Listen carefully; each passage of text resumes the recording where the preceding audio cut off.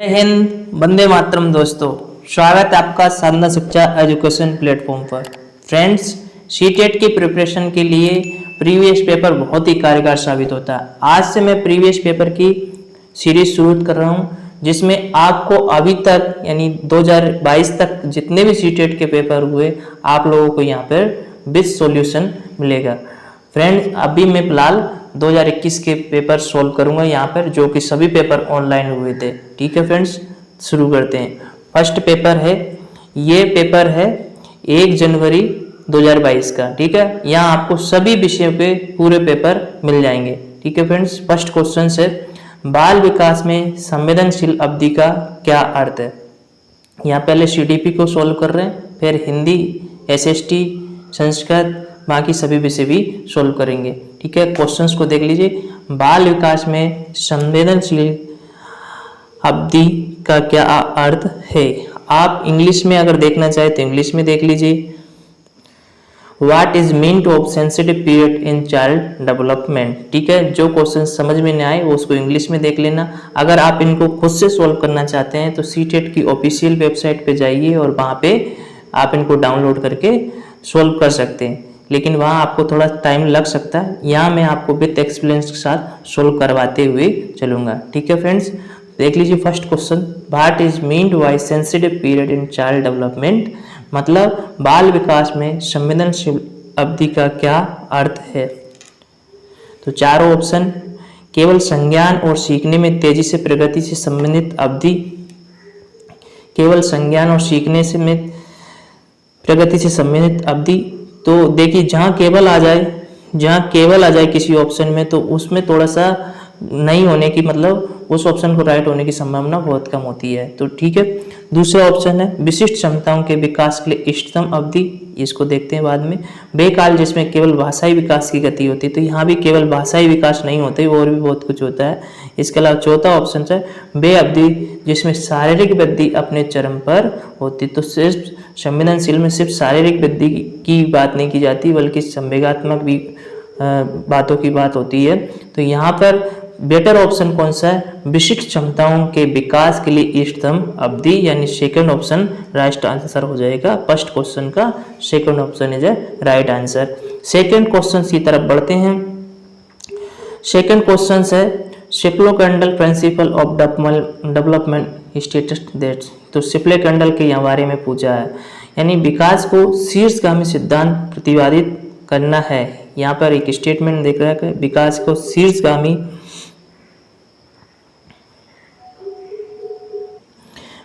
शीर्षगामी सिद्धांत प्रतिपादित करना है। कि चारों स्टेटमेंट को देख लीजिए। विकास सिर से पांव तक होता है, विकास केंद्र से छोरों तक होता है, विकास पैर से सिर की ओर होता है, विकास छोरों से केंद्र की ओर बढ़ता है। यानी यहाँ पर शीर्षोगामी विकास की बात की गई है। तो वो उसमें जब विकास सिर से पांव की ओर होता है तो उसको शीर्षोगामी कहता है। जब विकास केंद्र से छोरों की ओर होता है तो वो अलग बात है। लेकिन यहाँ पर विकास किससे हो रहा है, सिर से पांव तक की होता है, तो उसको क्या कहते हैं, शीर्षोगामी कहते हैं। देखिए क्वेश्चंस को फिर से देख लीजिए। विकास का शीर्षोगामी सिद्धांत प्रतिपादित करना है, तो विकास सिर से पांव तक होता है। तो इसका first option is a right answer हो जाएगा। ठीक है, विकास सिर से पांव तक होता है, इसको क्या कहते हैं, शीर्षोगामी। ठीक है, आगे नेक्स्ट क्वेश्चन की तरफ बढ़ेंगे। नेक्स्ट क्वेश्चन है आप लोगों के बीच में ये क्वेश्चन नंबर 3, किस अवधि के दौरान विचार अमूर्त और आदर्शवादी हो जाता है। यानी किस अवस्था में जो बालक के विकास है वो अमूर्त और आदर्शवादी हो जाते हैं। ठीक है, अमूर्त स्थिति को आप देख रहे होंगे, जो व्यक्ति को जो चीजें नहीं दिखाई दे रही है, यानी कि आध्यात्मिक रूप से भी वो सोचने में तत्पर हो जाए, किसी वस्तु की प्रति नैतिक धारणा भी बनाना शुरू कर दे, जो वस्तु उसको मूर्त रूप में ना दिखाई दे के बल्कि अमूर्त रूप में है, यानी वो सेंसिटिव बातों की सोचने लग जाए, तो वो किस अवस्था में होता है, शेष अवस्था में नहीं होता है, प्रारंभिक बचपन में भी नहीं और मध्य बचपन में भी नहीं होगा। वो किशोर अवस्था में अधिक मैच्योर हो जाता है और अमूर्त चीज़ों के बारे में अधिक सोचने की क्षमता उसमें विकसित हो जाती है। तो क्वेश्चन नंबर 3 का राइट आंसर जो होगा फोर्थ अवस्था, किशोर अवस्था यानी एडोलेसेंस। ठीक है, नेक्स्ट क्वेश्चन की तरफ बढ़ते हैं। नेक्स्ट क्वेश्चन है पियाजे के सिद्धांत में संज्ञानात्मक प्रणाली के लिए स्कीमा को पुनर्व्यवस्थित करना, उन्हें स्कीमाओं से जोड़ने को क्या कहा जाता है। यानी क्वेश्चंस को समझ लीजिए, पियाजे के सिद्धांत ने जिन्होंने संज्ञानात्मक सिद्धांत दिया था, ठीक है, और उन संज्ञानात्मक प्रणाली के लिए स्कीमा को पुनर्व्यवस्थित करना, उन्हें स्कीमाओं से जोड़ने को क्या कहा जाता है। तो पहले तो यहाँ पर आप स्कीमा को समझ लिए कि स्कीमा क्या कहते हैं। तो स्कीमा बालक के मन मस्तिष्क में जो पूर्व धारणाएं हैं, जो उसके पास में जो पूर्व नॉलेज है, उसके जोड़ के वो एक नई किसी वस्तु को देख रहा। मान लीजिए अब उसने गुलाब के फूल को देखा, तो उसने पूछा कि ये क्या है, तो गुलाब है। तो उस तरह का फूल जब उसने पहले देखा तो उसके मन में धारणा पड़ जाएगी कि ये गुलाब का फूल है। यानी पूर्व ज्ञान को प्रयोग करते हुए नए ज्ञान को जोड़ने की जो स्थिति होती है वो स्कीमा होती है, ठीक है। तो स्कीमा को जोड़ने के क्या कहा जाता है, तो संगठन है, ठीक है। क्या हो रहा है, संगठन हो रहा है ज्ञान का, तो ठीक है। तो इसमें देखिए ऑप्शन देख लीजिए, समायोजन नहीं होगा, अनुकूलन भी नहीं होगा और परिपक्वता तो होगा ही नहीं, ठीक है। तो इस राइट आंसर जो होगा संगठन, ठीक है। आगे बढ़ते हैं नेक्स्ट क्वेश्चन की तरफ। नेक्स्ट क्वेश्चन से क्वेश्चन नंबर 5 में बच्चे मानसिक रूप से समस्याओं को हल कर सकते हैं, लेकिन समस्याओं को स्वयं सामग्री से संबंधित होना चाहिए, ना कि प्रतीकों से। यानी जो बच्चे हैं मानसिक रूप से समस्याओं को हल कर सकते हैं, लेकिन समस्याओं को स्वयं सामग्री से संबंधित होना चाहिए। यानी स्वयं ही सामग्री से संबंधित होना चाहिए, ना कि प्रतीकों से। तो किस तरह की समस्याओं को बच्चे सोल्व कर सकते हैं, यहाँ ऑप्शन पे आइए आप लोग। बच्चे अमूर्त संक्रियात्मक अवस्था, ऑप्शन देखिए, अमूर्त संक्रियात्मक अवस्था, मूर्त संक्रियात्मक अवस्था और संवेदी चालक अवस्था, और ऑप्शन नंबर 4 पूर्व संक्रियात्मक अवस्था। तो खाली स्थान में क्या आएगा बताइए फ्रेंड्स, तो इसमें आएगा मूर्त संक्रियात्मक अवस्था। मूर्त संक्रियात्मक अवस्था में बच्चे मानसिक रूप से समस्याओं को हल कर सकते हैं, लेकिन समस्याओं को स्वयं सामग्री से संबंधित होना चाहिए, ना कि प्रतीकों से। क्या है कि कोई भी चीज मूर्त रूप में आपको दिखाई दे रही है तो आप उसको अधिक अच्छे तरीके से बालक समझता है, ठीक है। और जहाँ प्रतीकों की बात आ जाएगी तो वहां पे क्या हो जाएगा, अमूर्त संक्रियात्मक अवस्था की बातें होने लग जाएगी, ठीक है फ्रेंड्स। आगे बढ़ते नेक्स्ट क्वेश्चन की तरफ। क्वेश्चन नंबर 6 है आप लोगों के बीच में। क्वेश्चन नंबर 6 है, सामाजिक निर्माणवादी सिद्धांतवादी बच्चों को किस तरह देखते हैं। यानी सामाजिक निर्माणवादी सिद्धांतवादी जो है सामाजिक निर्माणवाद के जो वैज्ञानिक है या उनके सिद्धांतवादी जो है, तो बच्चों को किस तरह देखते हैं। जैसे कि वाइगोस्की, इस तरह के सिद्धांतवादी जो लोग हैं, तो बच्चों को किस तरह देखते हैं फ्रेंड्स।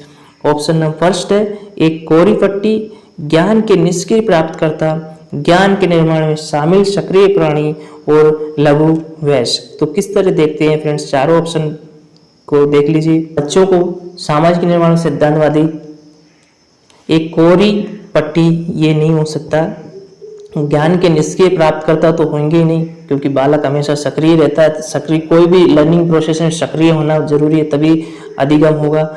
और तीसरा ऑप्शन है, ज्ञान के निर्माण में शामिल सक्रिय प्राणी, ज्ञान के निर्माण में जो बालक है वो एक सक्रिय प्राणी के रूप में कार्य करता है। तो ऑप्शन नंबर 3 राइट आंसर हो जाएगा, ठीक है फ्रेंड्स। आगे बढ़ते हैं क्वेश्चन नंबर 7 की तरफ।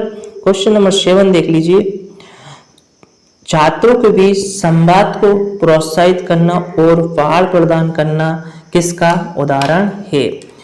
छात्रों के बीच में संवाद को प्रोत्साहित करना और पहाड़ प्रदान करना, पहाड़ का मिस मतलब होता है मचान या हेल्प करना, ठीक है, ठीक है। तो ये किसके अनुसार बात की गई है, यहाँ पर ये बात को बताना या किस सिद्धांत पे आधारित होती है। तो आप लोगों को मैं यहाँ पे बता देता हूँ, जो समीपस्थ विकास की जो बात की गई है या पहाड़ की जो बात की गई है, तो वो क्या नाम है, वाइगोस्की महोदय ने इसकी बात की है, ठीक है। तो समीपस्थ विकास, यहाँ पर छात्रों के संवाद को प्रोत्साहित करना और पहाड़ प्रदान करना किसका उदाहरण है, किसका उदाहरण है। समीपस्थ विकास का क्षेत्र बनाना, प्रतिक्रियाओं का अनुबंधन, सकारात्मक पुनर्वलन और ऑप्शन नंबर सीखने का हस्तांतरण। चारों ऑप्शन में से कौन सा राइट आंसर हो जाएगा फ्रेंड्स। तो यहाँ पर समीपस्थ विकास का क्षेत्र बनाना, ठीक है, फर्स्ट ऑप्शन इसका राइट आंसर हो जाएगा। ठीक है, समीपस्थ विकास का क्षेत्र बनाना, और इस समीपस्थ यानी zone of proximal development English में कहते हैं इनको, ये जेडपीडी का सिद्धांत भी होता है। ठीक है, तो पहाड़ प्रदान करना किसका उदाहरण हो जाएगा, समीपस्थ विकास का क्षेत्र बनाना, और ये इसको किसने दिया था, तो वाइगोत्स्की महोदय ने दिया था। ठीक है फ्रेंड्स, आगे बढ़ते हैं नेक्स्ट क्वेश्चन की तरफ। क्वेश्चन नंबर 8 देखिए।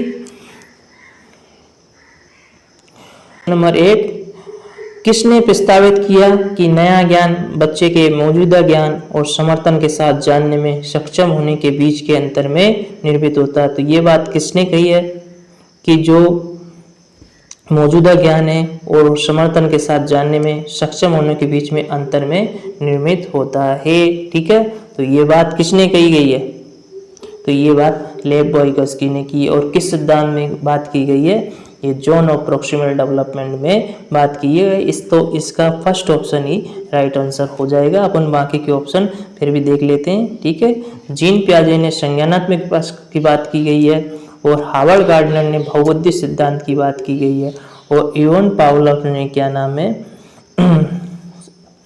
वो कुत्ते पे प्रयोग किया है। ठीक है, तो ये चारों ऑप्शन से आपको एक एक फैक्ट मिल गया। ठीक है, लेव वाइगोत्स्की ने सामाजिक सांस्कृतिक सिद्धांत की बात की गई है, जिसमें कि बालक जो कुछ उसको आता है, अगर उसको थोड़ा और हेल्प मिल जाए तो वो और अच्छे से अधिगम कर सकता है। तो इसी स्थिति को जोन ऑफ प्रॉक्सिमल डेवलपमेंट कहते हैं। ठीक है, आगे बढ़ते हैं नेक्स्ट क्वेश्चन की तरफ। क्वेश्चन नंबर 9, इनमें से कौन सी स्थिति बाल केंद्रित कक्षा का उदाहरण है। क्वेश्चन नंबर 9, इनमें से नीचे दी गई स्थितियों में से कौन सा बाल केंद्रित कक्षा का उदाहरण है। तो फर्स्ट ऑप्शन, एक कक्षा जिसमें छात्र समूह में बैठे और शिक्षक बारी बारी से प्रत्येक में जाते हैं। ठीक है, दूसरा ऑप्शन है, एक कक्षा जिसमें छात्रों का व्यवहार शिक्षक द्वारा किए जाने वाले पुरस्कार और दंड द्वारा नियंत्रित होता है। तो जहां पर दंड की बात आ जाए तो वो ऑप्शन तो आप वैसे ही गलत कर दिया करो, वो नहीं राइट आंसर होगा, क्योंकि शिक्षा व्यवस्था में दंड की कोई बात नहीं होती है। ठीक है, आगे बढ़ते हैं, एक कक्षा जिसमें शिक्षक निर्देश देता है और छात्रों को नोट्स याद करने के लिए कहा जाता है। तो मेमोराइजिंग की भी जब बात की जाती है तो वो ऑप्शन भी एक नेगेटिव थॉट्स प्रोसेस करता है, तो वो ऑप्शन भी नहीं होगा। यहाँ पे नोट्स को याद करने की बात हो रही थी, इसलिए ये ऑप्शन भी नहीं होगा।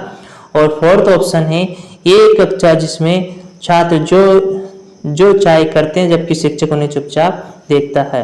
तो टीचर का काम होता है बच्चों को टीच करना, उनको व्यवस्थित तरीके से उनको शिक्षा मिलती रहे, चुपचाप देखता रहे, इसमें ये बात सही नहीं होगी, इसलिए ये स्टेटमेंट भी गलत हो जाएगा। तो यहाँ पे फर्स्ट स्टेटमेंट क्या है, एक कक्षा जिसमें छात्र समूह में बैठे हैं और शिक्षक बारी बारी से प्रत्येक में जाते हैं। तो यहाँ पर छात्र क्या समूह में बैठकर पढ़ाई कर रहे हैं, और उनके बालक को केंद्र मान के शिक्षा का जो उदाहरण है वो इसमें इस ऑप्शन में काफ़ी सटीक बैठ रहा है। और टीचर क्या है बारी बारी से प्रत्येक का ऑब्जर्वेशन भी कर रहा है। तो फर्स्ट ऑप्शन इसका राइट आंसर हो जाएगा। आगे बढ़ते हैं नेक्स्ट क्वेश्चन की तरफ। क्वेश्चन नंबर 10 देख लीजिए। गोल्डन रूप में प्रदर्शित आदर्श पारंपरिकता का विचार कोलबर्ग के नैतिक विकास के किस चरण की प्रमुख व्यवस्था है। तो नैतिक विकास की बात किसने की है, तो लॉरेंस कोलबर्ग ने की गई है। ठीक है, तो लॉरेंस कोलबर्ग ने नैतिक विकास के 3 सिद्धांत दिए थे प्रमुख, उनके सबके 2-2 चरण हैं, सब चरण है, तो इस तरह उनके 6 सिद्धांत हो जाते हैं। तो उनके किस चरण में गोल्डन रूल में प्रदर्शित आदर्श पारस्परिकता का विचार कोलबर्ग के अनुसार किस सिद्धांत में दिए गए हैं। तो देख लीजिए, सामाजिक व्यवस्था अभिविन्यास, सामाजिक अनुबंध अभिविन्यास, सार्वभौमिक नैतिक अभिविन्यास और अच्छा लड़की या अच्छी लड़की का अभिविन्यास। तो कौन सा राइट आंसर होगा फ्रेंड्स, तो क्या है कि गोल्डन रूल में प्रदर्शित आदर्श पारस्परिकता का विचार जो है वो 4th नंबर राइट आंसर होगा। अच्छा लड़का या अच्छी लड़की अभिविन्यास 4th ऑप्शन राइट है। इसको क्या नाम है, गोल्डन वो भी कहते हैं। ठीक है, गोल्डन रूल भी कहते हैं। ठीक है, आगे बढ़ते हैं नेक्स्ट क्वेश्चन की तरफ।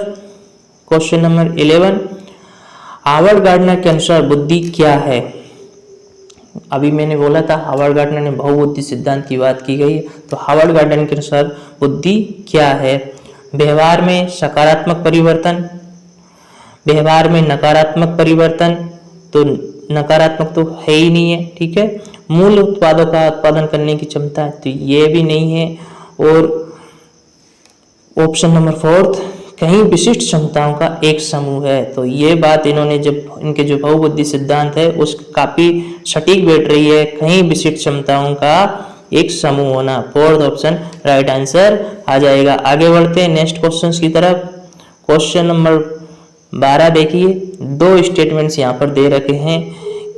ए स्टेटमेंट को पहले रीड करते हैं।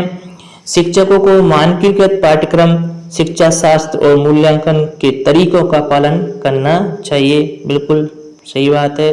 शैक्षिक प्रणाली को बच्चों के बीच व्यक्तिगत मतभेदों को नजरअंदाज करना चाहिए और उन्हें खारिज करना चाहिए। इनमें से सही विकल्प चुनिए। देखिए, ए और आर दोनों सही हैं। आर सही व्याख्या करता है ए की।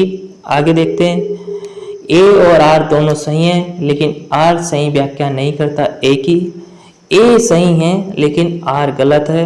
और 4th ऑप्शन है ए और आर दोनों ही गलत है।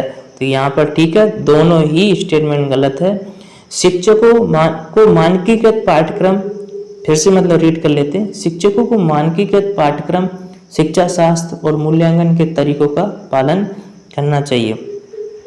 ठीक है, तो यहाँ पर इस तरह ये गलत हो रहा है कि शिक्षकों को मानकीकृत पाठ्यक्रम और शिक्षा शास्त्र के मूल्यांकन के तरीका का पालन करना चाहिए, लेकिन शिक्षकों को बच्चों को अधिगम करने के लिए कुछ लचीलापन भी रखना चाहिए। ठीक है, तो इस तरह ये स्टेटमेंट गलत हो गया। ठीक है, और शैक्षिक प्रणाली को बच्चों के बीच व्यक्तिगत मतभेदों को नजरअंदाज करना चाहिए और उन्हें खारिज करना चाहिए। तो व्यक्तिगत मतभेदों को नजरअंदाज नहीं कर सकते बल्कि उनका सॉल्यूशन करके उनमें सहयोग की भावना जगाना चाहिए। तो इस तरह ये स्टेटमेंट भी गलत हो गया, इसलिए option number 4th right answer होगा कि ए और आर दोनों ही गलत है। ठीक है, 4th option is right answer.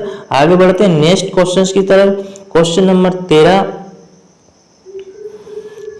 13 की तरफ देखिए, लड़कियों को भाषा और कलाओं को अपनाने के लिए प्रोत्साहित करना और गणित और विज्ञान को अपनाने के लिए उन्हें हतोत्साहित करना। देखिए, ये जेंडर संबंधित क्वेश्चन आ गए। जो लड़कियों को भाषा और कलाओं को अपनाने के लिए उनको प्रोत्साहित करना और गणित और विज्ञान को अपनाने के लिए उन्हें हतोत्साहित करना, डिमोटिवेट करना कि आप विज्ञान और गणित नहीं ले सकती है क्योंकि आप लड़की हैं, बल्कि कलाओं की तरह आपको जाना चाहिए।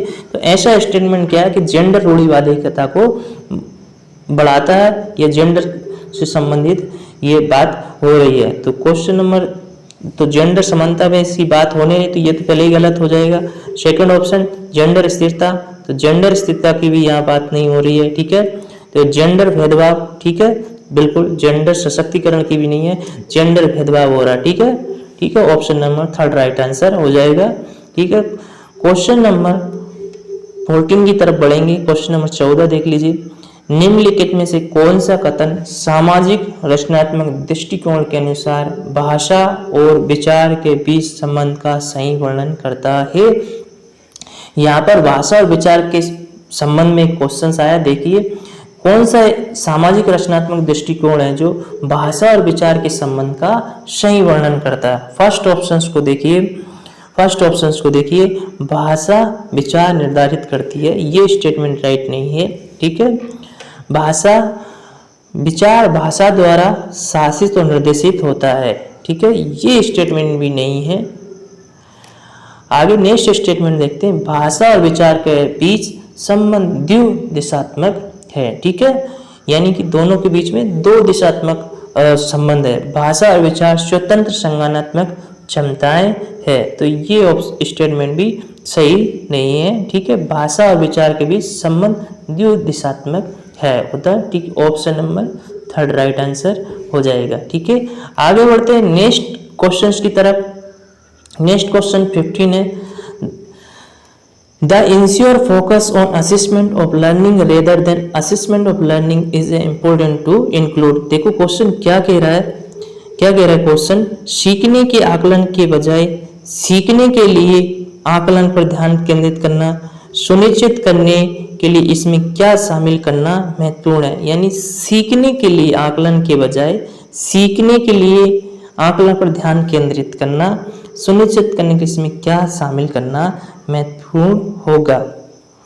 तो ये सहकर्मी मूल्यांकन होगा। Option number second right answer हो जाएगा। ठीक है, यानी सीखने के आकलन के बजाय सीखने के लिए आकलन, ठीक है, सीखने के लिए आकलन पर ध्यान करना सुनिश्चित करना क्या होगा, एक सहकर्मी यानी सहयोगात्मक मूल्यांकन होगा। यहाँ पर सीखने के लिए आकलन हो रहा है। ठीक है, आगे बढ़ते हैं नेक्स्ट क्वेश्चन की तरफ।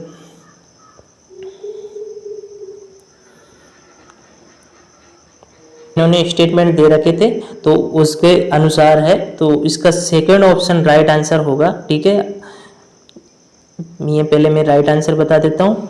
फर्स्ट, सेकंड और थर्ड। यहाँ पर देखिए स्व मूल्यांकन की बात होगी, सहकर्मी मूल्यांकन भी होगी जो मैं पहले पूर्व में बता दिया, और गुणात्मक प्रतिक्रिया भी होगी। सहयोगात्मक मूल्यांकन के द्वारा सीखने के लिए आकलन होगा। ठीक है, ऑप्शन नंबर सेकंड इसका राइट आंसर हो जाएगा।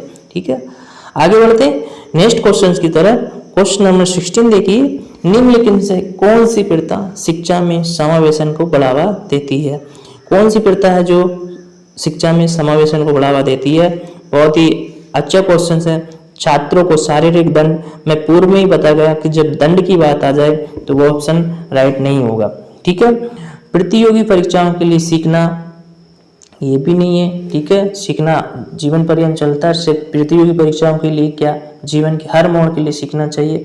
विविधताओं का सम्मान, ठीक है, और मानकीकृत पाठ्यक्रम। तो फ्रेंड्स बहुत ही अच्छा ऑप्शन है, तो इसका होगा विविधताओं का सम्मान। ठीक है, option number third right answer आ जाएगा। आगे बढ़ते हैं नेक्स्ट क्वेश्चन की तरफ।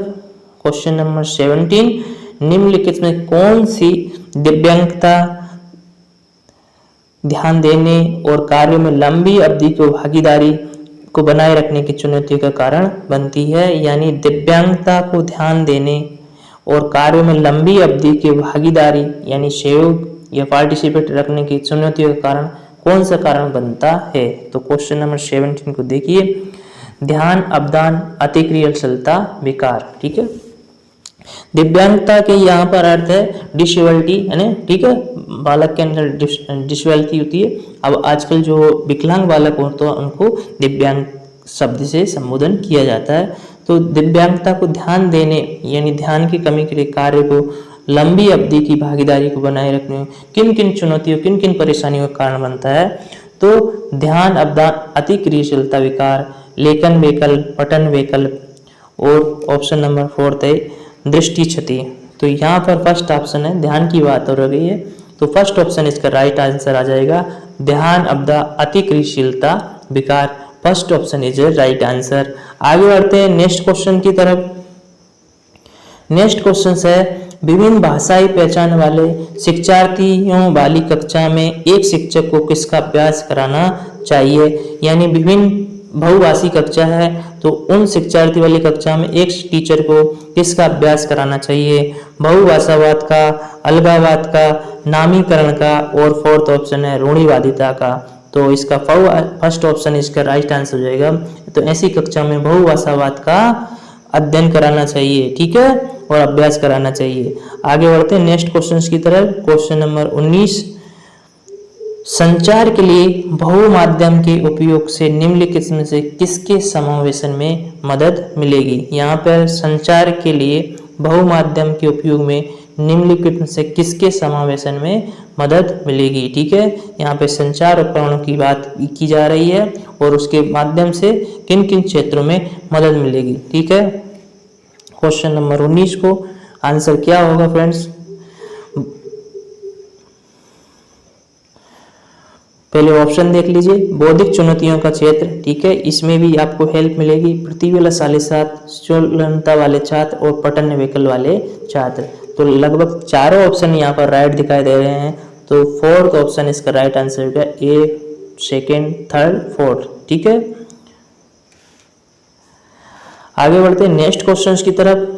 क्वेश्चन नंबर 20, निम्नलिखित में से कौन सा विकल्प दी गई दिव्यांगता और संबंधित छात्रों के समावेशन हेतु यथोचित संयोजन रणनीति का सही युग्म है। यानी कि दिए गए कथनों में से कौन सा विकल्प दी गई दिव्यांगता और संबंधित छात्रों को समावेशन हेतु यथोचित यानी उचित संयोजन की रणनीति का एक सही मिलान है। गुणज विकल्प कैलकुलेटर के इस्तेमाल पर रोक।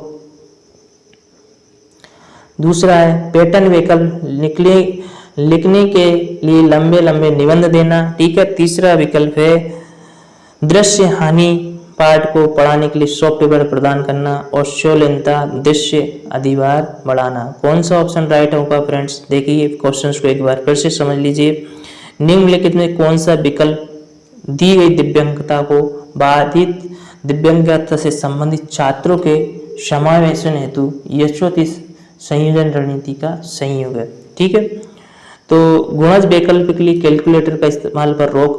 तो जिनको गुणा वगैरह करने में दिक्कत है उनको कैलकुलेटर के इस्तेमाल पर रोक, तो ये एक सही मिलान नहीं है। ठीक है। पठन वैकल्प के लिए लिखने के लिए लंबे लंबे निबंध लिखना। जिसको पहले से लिखने में दिक्कत आ रही है उसको लंबे लंबे निबंध देना ये गलत है, बल्कि छोटे छोटे स्टेटमेंट देना चाहिए और इसकी हेल्प करना चाहिए। ऑप्शन नंबर 3 को देखिए,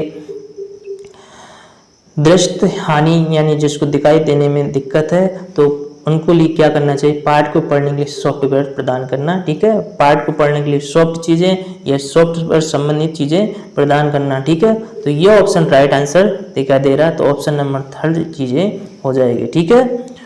ठीक है। उनको टेक्नोलॉजी के माध्यम से सॉफ्टवेयर के माध्यम से हेल्प भी किया जा सकता है। ठीक है। और शोलनता फोर्थ ऑप्शन को देख लीजिए, शोलनता दृश्य अधिभार बढ़ाना, तो ये भी नहीं है, अधिभार बढ़ाना, तो राइट आंसर होगा ही निम्न में। क्वेश्चन नंबर 21 को एक बार देखिए। निम्नलिखित में से कौन सा विकल्प विद्यार्थियों की सोच को सुसाध्य नहीं करता? फ्रेंड्स, सीटेट एग्जाम में या किसी भी एग्जाम में आप ये अवश्य देख लिए करना कि जहाँ पर नोट आ जाए, इंग्लिश में अगर आप पढ़ोगे तो नोट आएगा, हिंदी में आप पढ़ोगे तो नहीं आएगा। तो जिस पे यहाँ नहीं आ जाए तो उस क्वेश्चंस को आप बड़े अच्छे तरीके से देख लीजिए, क्योंकि वहाँ पर गलत होने की संभावनाएं बहुत ज्यादा बढ़ जाती है। तो यहाँ पर चारों क्वेश्चंस को आप देखिए। निम्नलिखित में कौन सा विकल्प विद्यार्थियों की सोच को सुसाध्य नहीं करता? तो यहाँ पर कौन सा विकल्प है जो विद्यार्थियों की सोच को सुसाध्य नहीं करता है? तो फर्स्ट ऑप्शन है सक्रिय भागीदारी, सार्थक गतिविधियां, निष्क्रिय सुनना और सामाजिक भागीदारी। तो ठीक है। यहाँ पर नहीं करता है तो कौन सा ऑप्शन राइट आंसर होगा? ठीक है। तो यहाँ पर निष्क्रिय सुनना। ठीक है। तो निष्क्रिय सुनना विद्यार्थियों को सुसाध्य नहीं करता। ठीक है। और बाकी तीनों चीजें राइट आंसर है, तो यहाँ पर इन्होंने नहीं करता है, तो निष्क्रिय सुनना। ठीक है। ऑप्शन नंबर 3 राइट आंसर हो जाएगा। आगे बढ़ते हैं नेक्स्ट क्वेश्चन की तरफ। क्वेश्चन नंबर 22 है। क्वेश्चन नंबर 22 को देखिए। छात्रों के लिए व्यवहारिक करके सीखने वाले, यानी छात्रों के लिए व्यवहारिक रूप से सीखने वाली गतिविधि को की से खालिस्तान छात्रों को अधिगम की संभावना है। ठीक है। यानी ऑप्शन को देखिए, क्वेश्चंस को देखिए। छात्रों के लिए जो व्यवहारिक रूप से सीखना यानी व्यवहार में सीखना गतिविधियों को के लिए खालिस्तान छात्रों को अधिगम की संभावना है। तो यहाँ पर गतिविधियों को सुविधा देना चाहिए। ठीक है।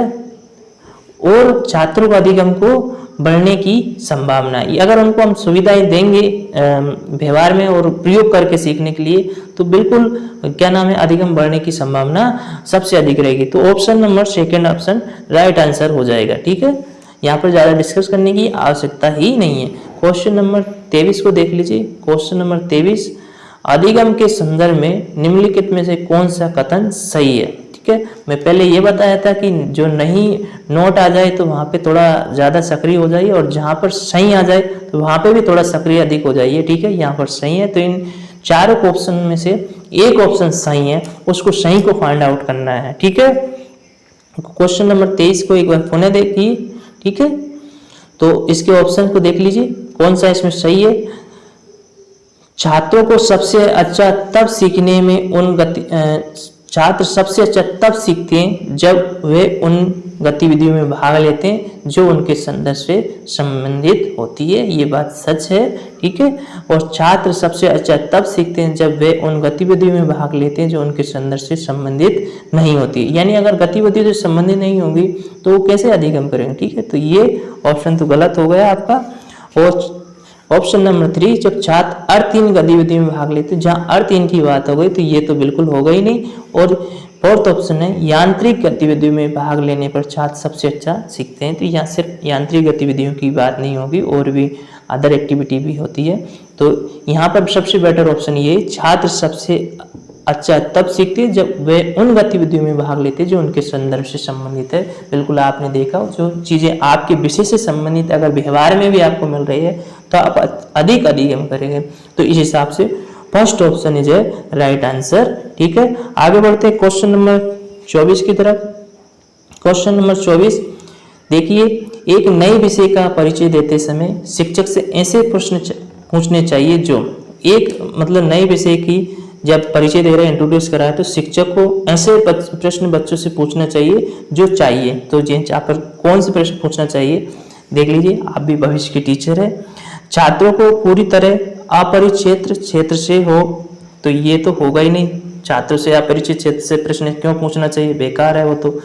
उनकी संज्ञानक क्षमताओं से काफी परे, बिल्कुल प्रश्न उनकी क्षमताओं से, संज्ञानक क्षमताओं को ध्यान में रखकर ही पूछना चाहिए। तो ये ऑप्शन भी गलत हो गया। और पढ़ाए जाने वाले विषय से संबंधित नहीं हो, तो ये स्टेटमेंट भी गलत होगा। और फोर्थ ऑप्शन है यही राइट आंसर होगा, अध्ययन किए जाने वाले विषय को छात्रों को पूर्व ज्ञान से जोड़ते हुए प्रश्न पूछना चाहिए। तो ऑप्शन नंबर 4 राइट आंसर हो जाएगा। आगे बढ़ते क्वेश्चन नंबर 25। क्वेश्चन नंबर 25, छात्रों को सामाजिक सांस्कृतिक संदर्भ है। यहाँ सामाजिक और सांस्कृतिक संदर्भ में रेफरेंस में क्वेश्चंस पूछा है। तो ऑप्शन देखिए और आंसर राइट करेंगे। यहाँ पर सीखने की प्रक्रिया में न्यूनतम भूमिका निभाता है, नहीं ये नहीं होगा। सामाजिक सांस्कृतिक संदर्भ में सीखने की प्रक्रिया न्यूनतम भूमिका क्यों निभाएगा, ठीक है, जबकि सामाजिक सांस्कृतिक संदर्भ तो महत्वपूर्ण है। सीखने की प्रक्रिया में कोई भूमिका नहीं निभाता है, सामाजिक सांस्कृतिक सीखने में महत्वपूर्ण भूमिका निभाता है, जबकि तो ये ऑप्शन नहीं होगा। और स्टेटमेंट तीसरा है, सीखने की प्रक्रिया में एक महत्वपूर्ण भूमिका निभाता है, यही ऑप्शन राइट आंसर होगा। लेकिन ऑप्शन नंबर 4 को भी देख लें, को सीखने की प्रक्रिया में अनदेखा किया जाना चाहिए, नहीं अनदेखा नहीं किया जाना चाहिए, बल्कि इसका राइट आंसर जो है वो महत्वपूर्ण है। सीखने की प्रक्रिया में एक महत्वपूर्ण भूमिका रहती है सामाजिक और सांस्कृतिक, ठीक है। आगे बढ़ते हैं क्वेश्चन नंबर 26 की तरफ। क्वेश्चन नंबर 26, एक शिक्षक का इरादा है अपने छात्रों को भी चिंतनशील कौशल की सुविधा प्रदान करना।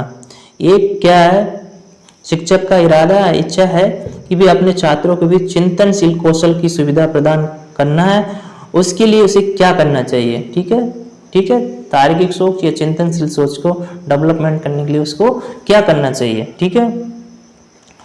तो छात्रों से बोर्ड पर लिखी गई सामग्री को कॉपी करने के लिए कहना चाहिए, ठीक है, ये नहीं होगा, ये तो कॉपी करने में चिंतन की कहाँ बात होगी। छात्रों को अपनी समझ के बारे में सवाल पूछने के लिए प्रोत्साहित करना चाहिए, ये ऑप्शन राइट हो सकता है। बाकी ऑप्शन को भी देख लेते हैं। छात्रों को रटने याद करने के लिए गद्यांश देना चाहिए, तो ये रटने वाली बात तो होगी नहीं। और छात्रों के व्यवहार को उद्दीपन प्रतिक्रिया संबंध द्वारा अनुकूलित करना चाहिए, तो ये नहीं होगा, ठीक है। ऑप्शन नंबर 3 राइट आंसर,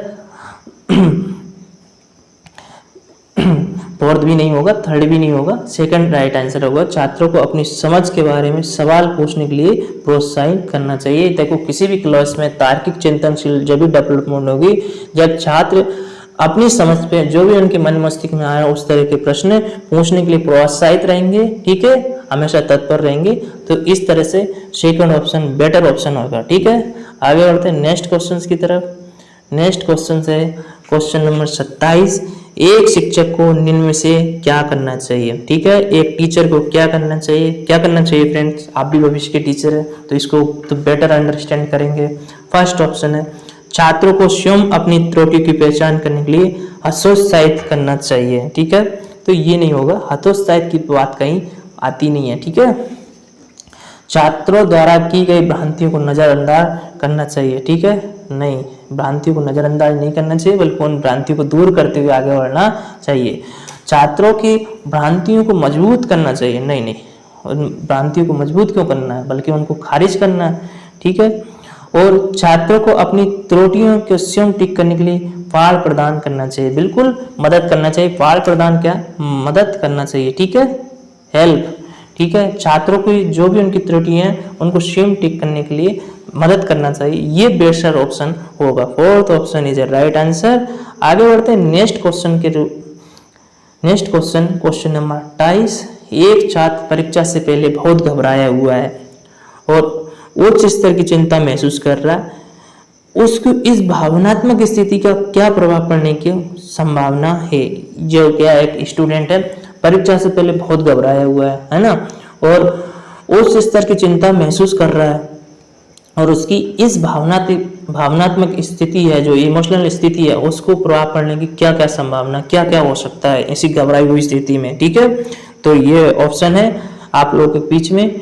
ठीक है, ये प्रदर्शन के लिए आंतरिक प्रेरणा का कारण बनेगा।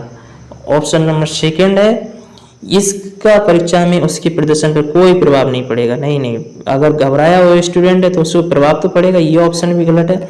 इसकी वजह से परीक्षा में उसके प्रदर्शन में सुधार होगा, नहीं नहीं, घबराया हुआ स्टूडेंट के प्रदर्शन में सुधार नहीं होगा। ठीक है, ऑप्शन नंबर फोर्थ है, ये परीक्षा में उसके प्रदर्शन को नकारात्मक रूप से प्रभावित करेगा। बिल्कुल फ्रेंड्स, परीक्षा के समय बिल्कुल घबराना नहीं चाहिए। जो स्टूडेंट घबरा जाता है और उच्च लेवल की चिंता महसूस करने लग जाता है, ठीक है, दुनिया भर की बातें सोचने लग जाता है, तो उसका नेगेटिव प्रभाव पड़ता है। ठीक है, तो यही प्रभाव पड़ने की संभावना सबसे ज्यादा है, जो कि फोर्थ ऑप्शन में लिखा हुआ, ये परीक्षा में उसके प्रदर्शन को नकारात्मक रूप से प्रभावित करेगा।